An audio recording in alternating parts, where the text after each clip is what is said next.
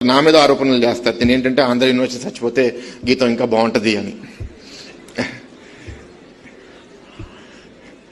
మీ అందరికీ చెప్తున్నా ఆనెస్ట్గా, ఆంధ్ర యూనివర్సిటీకి గీతంకి కాంపిటీషన్ లేదు. ఎందుకు లేదంటే ఆంధ్ర యూనివర్సిటీకి పేద పిల్లలు దే ఆర్ కమింగ్ బికాజ్ ఇంకెక్కడ అవకాశం దొరక్క హై క్వాలిటీ ఎడ్యుకేషన్ ఇక్కడ రావాలి అని. మా దగ్గర పేద పిల్లలు ఎక్కువ మంది రారు, ఎందుకంటే మా ఫీజు ఎక్కువ.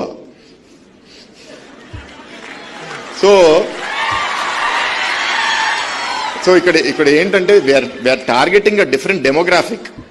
మేమేంటంటే middle class, above middle class వాళ్ళకి వస్తున్నాము. మా దగ్గర కొందరు మెరిటోక్రాటిక్ స్టూడెంట్స్ 100 మందిలో ఒక 50-60 మంది ఉంటే ఇక్కడికి 195 మంది మెరిటోక్రాటిక్ స్టూడెంట్స్ ఉంటారు ఇక్కడ ఆంధ్ర యూనివర్సిటీలో.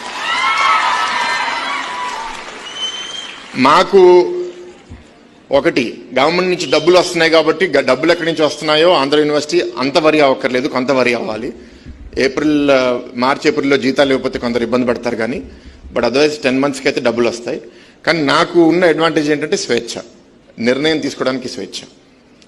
బట్ ఆంధ్ర యూనివర్సిటీ లేకపోతే ఇట్లాంటి పబ్లిక్ యూనివర్సిటీస్ ప్లే చేసే పాత్ర ఏంటంటే the most deserving and those in particular who belong to the lower economic strata, ఇంకెక్కడ అవకాశాలు దొరక్క, and those are the people who have fire in the belly.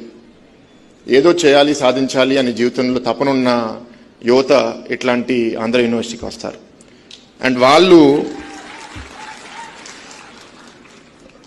వాళ్ళకి చేయాల్సిన జస్టిస్, మొరాలిటీ గవర్నమెంట్కి ఉంది.